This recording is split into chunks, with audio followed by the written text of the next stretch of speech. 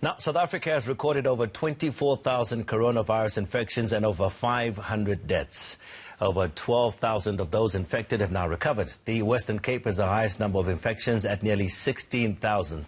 For more, we are joined by Adrian Purin from the National Institute of Communicable Diseases. Adrian, very good morning. A cold morning, Adrian, but thank you so much for joining us. We know what the numbers look like at the present moment, and we're heading towards level 3, of course, in just a few days' time. So I want to ask you about some of the things that have been touted at the present moment that could assist us in the fight against COVID-19 in level 3. And one of those things is the so-called immunity passports.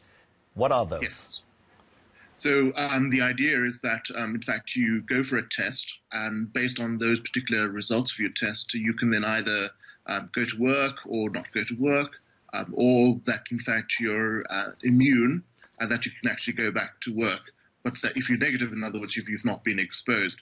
But I think there are a number of misconceptions about the immunity passport, let alone about stigma around that, but also the fact that, in fact, we don't really understand the immune responses in such great detail that we can actually be so secure to say that when you measure the antibody responses that, in fact, you are protected, for example, or the duration of protection. So I really would be wary about if there are pharmacies selling rapid tests. I would suggest that you do not use those particular tests. In fact, SAPRA at this time, as far as I'm aware, has not allowed any rapid test to be sold. So I'd really be concerned about trying to institute a so-called immune passport scenario in South Africa. I think there are specific settings, perhaps, where serology or testing may well be useful, but I think those are really under really defined conditions for example, outbreaks or healthcare workers where the test may actually work. Also, given the prevalence of SARS-CoV virus in South Africa currently, the performance of these tests are really not that very good. So I really would be cautious around this. Also from a societal perspective around stigma, I think it's also really critical that we don't go that particular route at this time. So Adrian, what you're saying is that basically that passport, the so-called immunity passport, you'll have that based on a test, this rapid test that you as an individual, myself, would have conducted the test without any healthcare workers, without a laboratory, and then I can go around saying, listen, here I am, I'm immune, so you know what, I can go and do whatever I want to do. Absolutely, and so similarly with the employers, I think that if employers are going to insist around serological testing, I think I would really be cautious around that, and I don't think people should be forced into undergoing a test that, in fact, at this time has not been approved in South Africa. We're almost heading to a point where we're going to be running short of test kits. We've been hearing that from the authorities. I mean, is there a solution to that at all? I think it's very difficult. I've just been looking at your dashboard and looking at the numbers that have been accumulated. In fact, the testing has actually decreased quite substantially. So again, is that around the problems that we've already spoken about at great length, or are there other particular problems, and how do we approach it? Perhaps, again, we've been talking about targeted testing. As we approach the level 3, we're going to see an increase in the number of cases.